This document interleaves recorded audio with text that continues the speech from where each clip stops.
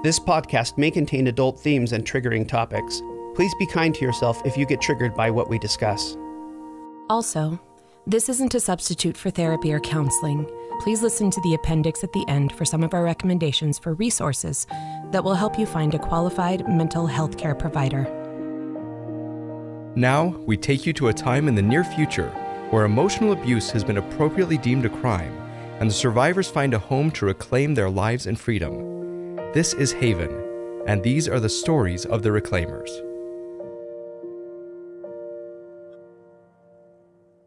Jenna Price, and she's headed over now? We've still got a few minutes, and she prefers to be called Sister Price. I'll let you introduce her. Oh, well done with best practices, Truman. That's genius. Tell me about the name stuff again. If the name they're using comes from the control or abuse in any way, we can find ways to challenge it gently, and only before or after a session, never during distress or discussions of trauma. Good. So yeah, me introducing her will give me a chance to call her by her first name and build that safety. Okay, a few other questions. I read the intake team's notes, but I'm just... What? I'm nervous about working with someone shortly out of a cult like this. I don't know if I have enough experience to really challenge a big organization like that. Chapter 1 of the Advo manual says... Okay, right. The level of predation doesn't matter as much as what the survivor needs. I got it. Focus on her, follow her lead, let her set the pace and tone. They don't consciously do it, but all survivors will arrive with an agenda. They'll present with current problems or current triggers to past problems. It's your job to facilitate the survivor's clarity on what they want to talk about. That's a good way to say it. Did I hear right before? You finished your last final yesterday? Yeah. Wesley's little caravan drove me straight there after Sonia's afternoon inquiry session. Wesley's even got a friend from the police force to go in front so I could get there on time. Good. I'm glad. I heard that Percy yelled at you. To be fair, I yelled at her. She still won't report him? After talking with Wesley, I've realized there's something else going on. In any other case with any other survivor, Percy would be fiercely on the side of reporting. Until we're talking about Daniels. Then suddenly it's this huge wall of the nothing. The nothing? It's something Percy lashed out about. You know the never-ending story? The book? Yeah. It was sort of a thing for Percy and me to connect over while she was healing from her time at the encampment. It's how we developed the fantasy tool. Percy said she felt like the main character, who was this tiny, incompetent child. I've never read it. Oh, well, yesterday, Percy was talking about the Nothing, which is this mystical anti-force that tries to destroy the land of fantasy. Sounds right up your alley. Yeah. But what does the nothing have to do with Percy? Well, the hero of the book tries to save the land from this nothing that just removes everything from existence. And Percy said she felt like Daniels was broadcasting nothing, and I realized... What's that? Well, when Percy is fighting me about reporting Daniels, she goes dark. Like depressive? No, like the nothing. I can't read anything.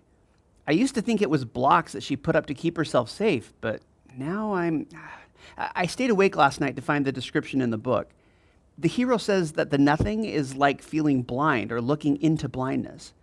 And even though Percy was lashing out yesterday after a trauma, I think there's more to it. I think she was trying to tell me something too. About the nothing? Well, that's just it. I don't know. This is one of the most difficult parts of our friendship to describe. She gets really withdrawn when we arrive at the brink of talking about Daniels or that summer at the encampment. Wesley thinks I should just let Percy go at her own pace. Okay, I support that too. Her pace is part of the consent directive. But I need to tell you something. What? What Percy broadcast yesterday during the session. Oh, wow. You are really anxious to talk about this. I don't think I was supposed to hear it. You don't have to tell me. No, I do. You need to know that someone does. Okay, go for it. There was colossal emotion in Percy's field yesterday anyway, but this thought alone made it spike to a level I've never felt before. Did you hear the whole thought? Yeah, it was this. Operation Tiger. Operation Tiger? What does that mean? Darn, I thought you'd know what it meant. I've never heard of it. Huh. Well, what do we do with it? What was the emotion surrounding it? Well, that's the thing. Until you mentioned the nothing, I didn't know how to describe it. It was like she was having the typical panic a survivor has, but then out of the blue, she just locked everything down. So even she couldn't access it. One second she's feeling this bundle of emotion, the next, nothing. Huh. You know, Wesley said something else yesterday, and I'm just now catching it. Was it another nickname to refer to Daniels? I love it when she does that. No, she was telling me Percy would be fine, and then she said that Percy had emotional pathways, I think it was. I didn't think anything of it, but now I'm wondering if it has something... Dr. Soleil, may I come in? Oh, of course, Sister Price. Please. Thank you. As I mentioned last time, this is Truman Guthrie. Nice to meet you, Dr. Guthrie. Oh, no, I'm not a doctor. Of course, I'm so sorry, Mr. Guthrie. Truman, this is Jenna Price. Nice to meet you. And while I understand the preference toward formality, you're welcome to call me Truman. Truman. All right. And you can call me Jenna. Are you sure? Yes. I finally got through the audios in the intake packet. I'm sorry it took me so long. Anyway, I don't think I'd like to be called sister anymore. Well then, Jenna, the choice is yours. If you ever feel anxious about it, say the word. It's entirely up to you. And speaking of feelings, do I have your permission to use my empathy while we're together today? Yes. And may I have your permission to use my empathy too? Yes. I'm getting the anxiety. Do you want to talk about that? A little. I know I'm supposed to be prepared to have Truman here, but it wasn't until I got here that I realized it would be a little difficult. Do you need Truman to go? Oh, no, not at all. I'm getting his intentions. He's very kind. He can be kind, and you can still need him to go. We want to honor your needs. Can you not say that? Oh, which part? About that word, honor? Oh, there's a lot of pain associated with that word. Yes, brother. Yes, Phoenix. You just stopped yourself from saying something. What was it? It's difficult to describe. I feel like these past few weeks I've been living in an alien world. The words everyone uses, the way they talk about things, the freedom everyone has to just say what they're thinking and feel what they're feeling. I've never experienced anything like it. I'm getting the sorrow and grief there. And there's something else? I can't, Jenna, one of the difficult things about coming to a place like this is knowing the rules, what you can and can't say. Do you think you've been feeling something like that? No, it's... Jenna, I got that broadcast. You did? Yeah, the word you're looking for is trigger. Trigger. Yes, Phoenix. I'm triggered. I feel triggered. Thank you, Mr. Truman. Triggered. I knew I'd heard it in the group sessions, I just didn't remember it. Triggered. Will you tell me more about it? There's 2 of you here. 2 men. I feel like I'm at an honor interview. Oh, Jenna. Are you ashamed of me? I'm sorry. I can feel your disappointment in me. No, I'm sad that you are having so many difficult and heavy emotions right now because of that trigger. And I want to find some way to show you that it's safe here. And I'm sad that I didn't know you would feel triggered by having 2 men as advocates. I don't want to cause you any pain. I don't want to either. If it would help, I support what you need and I can step out. No, don't go. You just did that thing with the words. I might need that help. What is that? How do you do that? Part of my empathy gift is that sometimes I can read the words people want to say. Truman? I've only been able to do it with a couple of other people. It's not something I really control. It seems like it's more about you wanting me to know something that sets it off. But when it happens, I can sense more than emotions. Are you okay if I read some of what you're thinking? I won't go looking for it. I'll just hear what you want to tell me. Yes. I wanted you and Phoenix to know what I was trying to describe. I just wasn't sure how to use the words. Jenna, we go at your pace. It's up to you what we talk about. I do want to make sure we come back to honor interviews at some point, all right? We can talk about it later if you'd like. I can talk about it now. I don't know the term honor interview. Could you tell me what that means? Could we start there? Yes. Jenna, you know that you don't have to do anything you don't want to do, right? This is your time, your space. We're here for you. How did you know I needed to hear that? I sensed your broadcast and all that emotion surrounding it. Do you mind sharing what you were thinking just now, Jenna? I keep hearing something my husband said. Well, that everyone said back in Little Flock. Are you able to share what they said? Purity is pretty. Oh, Jenna, I'm so sorry. That brings up so much sadness and grief for you. This is deeply painful. Are you okay sharing what it means? It means I need to keep pure in words and actions and in my marriage and with God and in my loyalty to my faith. What does pure mean in that context?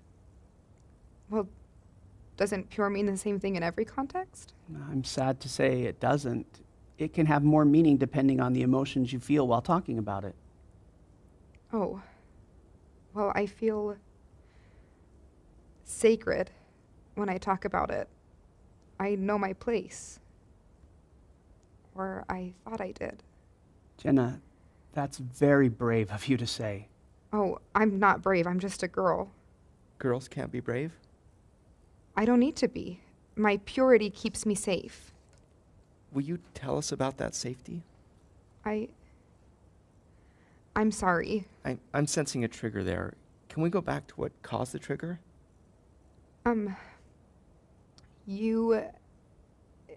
It made me feel really... The part where you said, "Will you tell us?" It felt familiar. Familiar how? Like an honor interview? And Jenna, I'd like to try something, okay? Really quick. Remember the intake when Jeanette taught you the calm wave thing? Can you and I try that now? Yes. Okay. You picked a color with Jeanette, remember? Remind me what color you picked. Peach. Like summer peaches. Okay. See the peach in front of you? Just a cloud of peach that looks and tastes and smells and feels just how you'd like it to feel. Yes, it smells like summer, like peach pie. I'm getting that sense of happiness. That's so wonderful, Jenna. Can you feel that calming you as you hold the peach around you? Yes, I can. Good. I'd love to make sure you have access to this calm. Would you be all right staying in the peach for just a moment and taking a big breath in? Yes.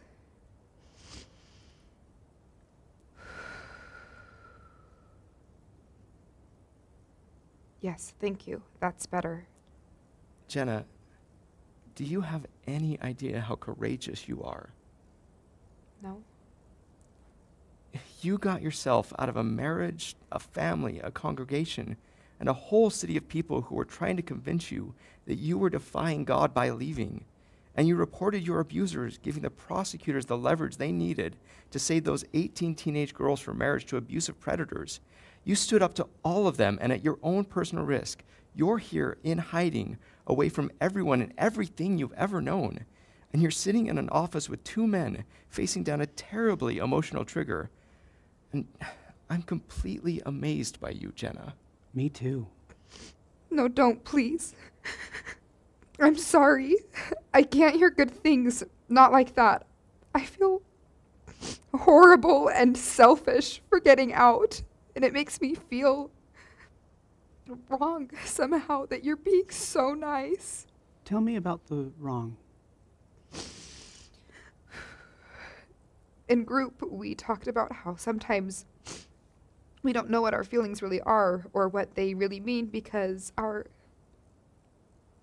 can't say this word. I can't. Abusers. Yes, that. The abusers taught us how to make our feelings seem wrong. Any feeling was wrong if it made our abusers uncomfortable. But they're my feelings. They're inside of me. How can something that happens in my heart belong to them? Good. That's good. Good. Miss Collassi, Addie said that sometimes wrong is the best way we can describe something until we can figure out what we're feeling. Okay, so wrong. What else do you think is involved with the wrong? I don't know how to describe it. I don't know the words, not the good words like they use in group. I just know the faces from the picture books. That's a good start. Tell me about the faces. Or would you like to draw them for me? Oh, yes, I would. I'd like to draw. That's wonderful, Jenna. I'd love to see it. Truman, will you hand me that box on the shelf? Oh, look at all these art supplies. Can I borrow some? I tell you what, Jenna. I'll have a brand new box of supplies sent to your room so you can have a box all to yourself. And there's an art studio in the Azure Lodge if you'd like to use it. It's open 24 hours, so you... Pheeny, this is the most beautiful thing I've ever seen. You have pastels and real paint and brush markers. Use whatever you'd like. Would you like to draw the faces you mentioned before? Yes, so much.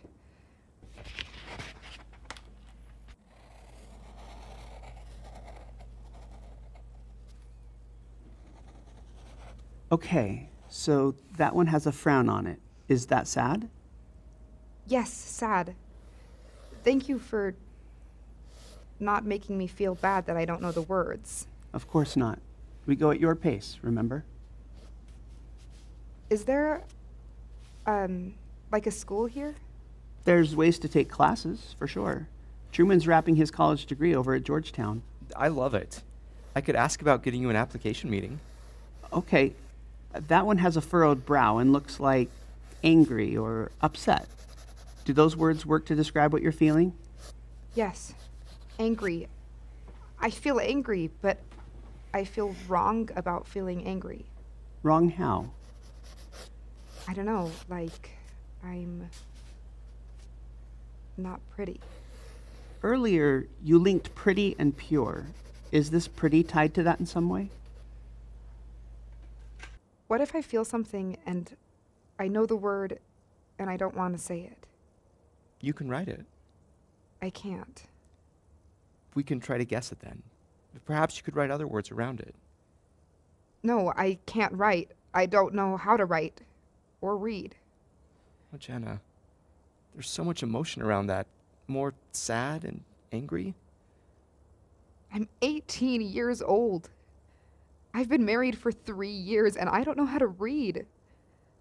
I feel like I'm missing something. I've wasted so many years on being pure, doing right, being a good little girl. For nothing. That's a good color choice. I go for charcoal when I'm angry too. I'm not triggered right now. I'm just angry. I still feel guilty about feeling angry. I'm not supposed to feel angry. I'm supposed to be pretty and pure. Man's right and knees tight. Man's right. Rights and right. Am I supposed to feel this angry? I feel lost. So angry. And I'm alone. There's no one. No family or friends. If I had to leave the Haven right now, I'd have no one. Nowhere to go and nothing to hold on to. This is it. I defied God and this is my punishment. God turned his back on me because I turned my back on him. I deserve it. And now I'll never get to feel safe or free or learn to read or be a part of a community or see my brother. I feel angry. I feel so angry all the time and guilty and ashamed. I feel ashamed, so ashamed. Ashamed of what I chose. Ashamed of being a girl. Ashamed of trying to get out. Ashamed of staying in. I'm ashamed of who I am. Jenna. Jenna. It's okay to let it out. You're safe here. And it's okay to feel what you're feeling. I heard about other girls who had to go and be with a bunch of different husbands because that's what the shepherd told them to do. And I used to think, I'm glad that's not me. I'm glad I just have one husband. And then I felt worse about that, like I was celebrating their pain. I feel ashamed of that too.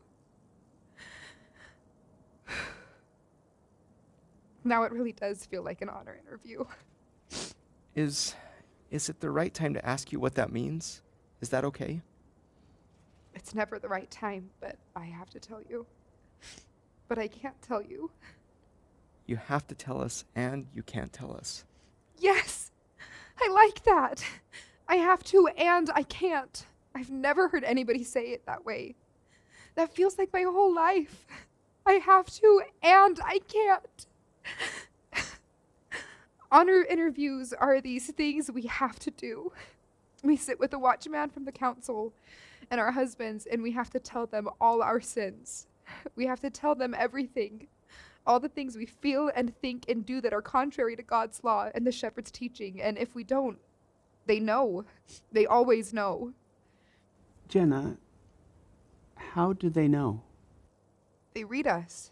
Surface scans? No, they read everything.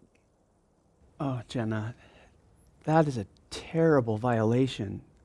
Not just of your trust, but of your mind. That's awful. I'm so sorry that happened to you. If I didn't sin, there was nothing to be scared of, right? Except Except what? my last time it was my birthday, so I was scheduled with the shepherd. He's supposed to be God's voice on earth. He's supposed to tell us what to do and how to get closer to God, and I don't know. We can stop if you need to, Jenna. No, it's not that. Can I draw it? Of course you can.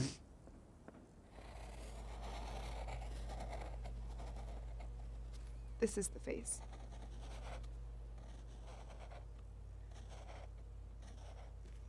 That face has dazed eyes. It looks like a confused face. Oh yeah, confused. I always forget that word. I'd never heard it before I came to the Haven. What made you confused? The shepherd isn't heightened. I could sense that he just couldn't tell anything I was saying. And my husband and the watchman just sat there and nodded while the shepherd just talked about how rebellious I was, and that made me feel rebellious. But I went in there pretty and pure like I was supposed to. And the more he talked, the more rebellious I felt. And then the watchman said that I was going to be put into a tower. Is it okay to ask what that means, to be put into a tower? Yeah, it meant that I was going to live with a bunch of people who could read me all the time, whether I wanted them to or not. Oh, Jenna, I'm so sorry that happened. You didn't deserve that. I tried to think pure thoughts for the first few days, and after that I just kind of gave up. I figured that I was just going to have to be labeled rebellious and accept that that's who I was. I'm sensing the whole bundle of pain surrounding that. Would you like to talk about that? I started to believe it. At first it was for pretend, but after a week or so, I really started to believe I was rebellious. Rebellious and evil. Impure. Not pretty. Maybe the shepherd really did know what he was talking about. What happened after that? I got sent back to my husband, and I found out he was righteously angry that I wasn't pregnant. He said that he wasn't like other husbands. He could forgive it if I made amends for my rebelliousness by apologizing to everyone at services. And then? I heard about my brother. You mentioned him earlier. Are you close? We were, but when he found out I was in a tower, he said he couldn't come see me until I had repented, that he had to stand with the other watchers for the shepherd. That must have been so lonely. And shaming. Everywhere I went, I felt like I didn't belong.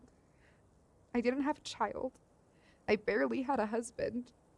My parents couldn't speak to me unless my husband forgave me. And now, my brother was shunning me. I apologized just like my husband asked, and my brother was proud of me again, but that night, What happened? My father and brother came by with some pills. My husband asked for them from the Watchers' Council. They were for having a baby. And my father said I might not feel good while I took them, but that God would get the sin out of me so he could put a baby in there. And there they were. My father and my brother and my husband talking about me like I wasn't even in the room. Like the sin was there and the baby was there, but I wasn't. So I got rebellious again. And I asked, what if I didn't want to take the pills? And Jenna, you're doing so well. You're speaking the truth, and I know it hurts. I can sense the pain of how awful this was for you. Please keep going, though. I can tell you have more. I'm listening. well, my husband said that if I didn't take the pills, he'd know. So my brother looked sad, and then he said, I guess I'll need to stay close by to keep watch over any impure thoughts you may have about this. Your shepherd has asked you to carry a child for God, and you defile your purity by saying no? Oh, Jenna, this grief, it surrounds every thought you have inside. It feels like a blanket wrapped around you too tight. Yes, it does. Like that. The next day, when they announced the mass wedding, I knew I had to leave. Jenna, that resolve you're feeling? It's stunning. You left so you could protect those girls. No one should have to contend with the abuse those girls were about to face. Was it abusive, though? The Watchers, they just did the best they could. Their intent is only half the story of what happened. At any point, they could have chosen to help you, and instead, they made a choice to remain loyal to a twisted leader who marries off young girls and trades them around. And the deeply agonizing betrayal of your father and your brother, they sided with an uncaring community to violate your trust, to violate your thoughts. I guess. It feels wrong speaking so, plain about what they did. You make it sound so clear. Confusion is part of the abuse, especially when it comes from family members. Abusive parents especially rely on your love for them and how much you need them to help silence you. They also... You're sad. I am sad for you, because I know this heartbreak too well. Abusive parents create situations where they can test the loyalty of their children. They pit their children against one another. You think my brother acted that way because my parents made him? I don't think that's possible. Instead of focusing on whether or not it's possible, could we instead focus on how your brother's actions made you feel? Alone? Like he cared more about some stupid council than he did about me. I adored him. You just said that in the past tense. In the what? I meant to say you said that like you used to adore him, and you don't adore him now. Do you feel that way? Oh, I don't know how I feel about him. Have you listened to any of the audios on the empowering tools? Some. I got through the knowledge one. That made a lot of sense. The more I learned, the more I realized how much the Watchers tried to keep me from learning. How much they tried to hide. I was thinking of a tool you could use this week. Would you be willing to look up the Sorted Out tool and listen to the audios about it? The VidCon in your room is set to voice command, so if you wanted to watch the videos about it, they're very helpful too. I can do that. Could you maybe send someone to help me? I don't know anything about VidCons. Of course. Addie and I would be happy to stop by a little later tonight. Will that work? Oh, good. I really love Addie. She's so forthright, and Deanna's so beautiful. He really is. He's such a happy baby. He glows. I feel very tired right now. We can stop. I have you scheduled for next week, but Addie said you might like more sessions. Could I? Please? Truman and Addie are available any times I have other commitments. Did Addie show you the VidCon panel in the halls to set up scheduling? Yes. I'll look at it. Thank you. Jenna, that was amazing. All the work you did today. Please hold on to that. I'll try. Thanks again. Bye, Jenna. Are you okay? Yeah, I think so. That was a lot. One trigger after another for you. Oh, no, did I make you worried or something? Did I do something outside of best practices? No, not at all. You were by the book and really on your game. You handled her heightened gift really well, too.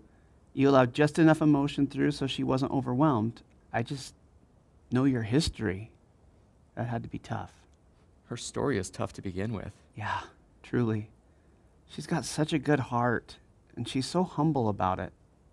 Is it okay to read her? The telepathic thing, that's okay? Is it okay to share what I read with you? Yes, if a survivor gives consent for you to use your empathy gift, it's the same with any heightened gift. Okay, that's good to know. What did Jenna broadcast, if you don't mind my asking? Really, it's just an ongoing monologue of all the awful sound bites from Little Flock, from that shepherd guy. He's a real piece of work. When she said the Watchers were reading without consent, I had to control myself so I didn't get too angry. I didn't want her misinterpreting that emotion. Same. And she doesn't even know what they did was that criminal. She still thinks it's God's will. She's got a long road ahead of her. Are you sure you're up for working with her? This is a really challenging case. It doesn't have the same pattern as a lot of the stuff you were trained for. But it has an incredibly familiar pattern from my life. Good point. I'm going to stay on with you for a while longer, but it's not for checking up on you. It's for owning any mistakes I might have made in training. It's okay. I wouldn't mind some checking. I like knowing you have my back. It makes me feel seen. Good. I want to help you feel valued and cared for. That matters a lot to me. Thanks, Advo. You're the bee's knees. That's a Wesleyism if I ever heard one. Sure is. By the way, I didn't think it would happen that I could read anyone but Percy. Yeah, me too. I just assumed it was that Percy had an exceptional gift. But you said there were a couple of people? Yeah, I could read Ben sometimes during group sessions. Wow, really? Mm-hmm. And there were others before the Haven? Yeah, when I was coaching, I had a couple of clients that I could read more than emotion. But before Percy, I didn't know it was honest-to-goodness telepathy. I thought it was intuition. Were they powerful empaths you read? Exceptionally heightened or something? I don't think so. In fact, some of them were a little on the less than intelligent side when it came to emotions. And you haven't been able to read any of the other intakes so far? Nope, not a one.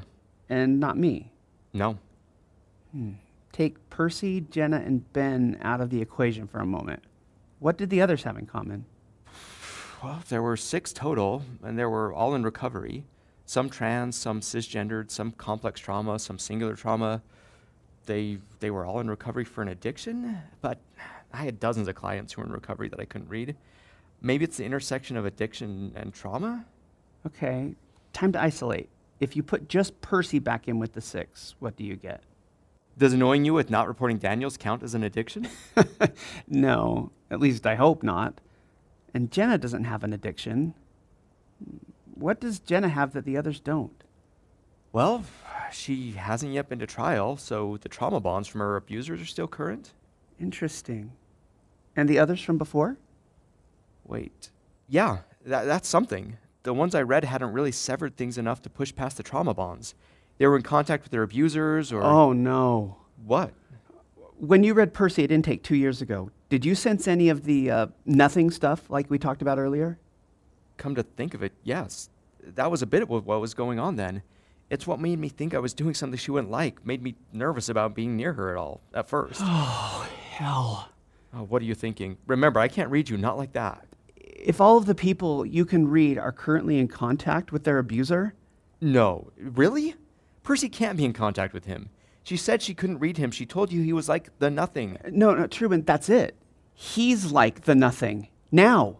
She said now. He's like the nothing now. Now versus when? Do you think that means she's been reading him all this time? Wait, does that mean he's been letting her read him? No, that can't be it. I would have caught on to that by now. But I do think we're on the right track. Something about the nothing, and I got to talk to Wesley about the emotional pathways thing I was telling you about earlier. Right, and Operation Tiger. Oh, right. Yes. Wait, can you and Addie run over to Jenna's later to get her set up on the VidCon stuff? I got to chat with Wesley. Okay, wait, Pheeny, one more thing. Remember that resolve that Jenna was feeling when she told us about leaving because of those girls? When was the last time you felt that kind of resolve from Percy? put her in a room with a survivor who needs her, and you'll get a fiercely protected Percy within seconds. Huh. What? I don't know. Might be an idea that could help resolve a lot of things. Mind if I mention some of this to Sonia? And not the Jenna stuff, of course, but the Percy stuff. Would that be all right? Please do. Sonia needs something to occupy her time. I'm worried about her, especially after yesterday.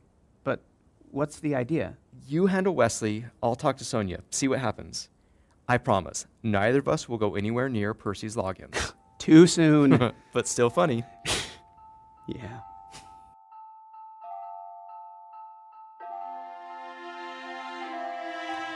Hey, it's Percy and Pheeny here. What you've just heard is a work of fiction, but we know that many listeners are living in a world of pain that isn't fictional at all. At the end of every episode, we're going to include an appendix of sorts. Some things we hope will serve those who live with the reality of fear and pain every day. First, we want to let you know about our website, www.empowering.tools, where we keep an ongoing list of books, websites, hotlines, and many other resources for victims and survivors of toxic relationships. Second, we love to hear from you. If you'd like to share your story with us or let us know how the episode impacted you, we'd love for you to reach out. These are deeply emotional things, and we want to give you a chance to share. We're a small team, so an in-depth response isn't always possible, but we do read every message we receive. Third, if you're in crisis or you need to find an immediate way out, please call 800-799-7233 for the National Domestic Abuse Hotline. If your abuser is a parent or a non-romantic relationship, there are other resources we've listed on the website that are just for you. A reminder, emotional violence is still violence. You don't need to have bruises on your body to deserve help, and it's okay to feel what you're feeling when you call. Fourth, be safe. For some, getting out will take planning and time. If you know you need help, do what you need in order to safely get away. Lastly, we know how difficult it can be to believe there's hope on the other side of a toxic relationship. Many on our team know the devastatingly difficult steps it takes to get away from an abusive predator. But there is hope. You don't have to do it alone. If you don't have supportive family or friends, you can still find support at the hotlines we mentioned earlier or at a local hospital or shelter. Thousands of survivors have made it out. Getting out and reclaiming your freedom can be your story. We believe in you. We believe in your future. And we believe in your right to that freedom.